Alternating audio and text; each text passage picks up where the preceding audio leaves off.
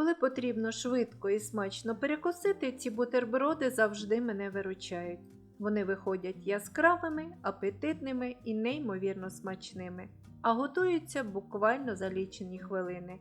Обов'язково спробуйте. Спочатку натираю на великій терці 130 г твердого сиру.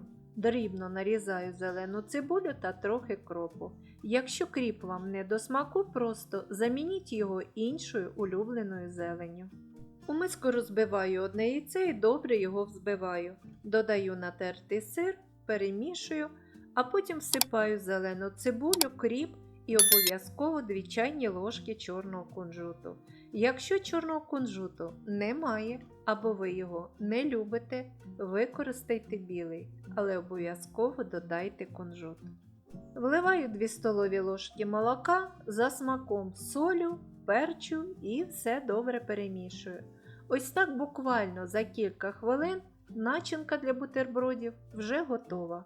Її вистачає на 4 бутерброди.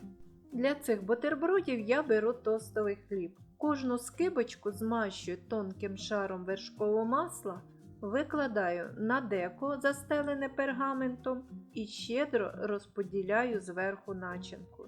Запікаю в духовці, розігрітій до 200 градусів, 7-10 хвилин.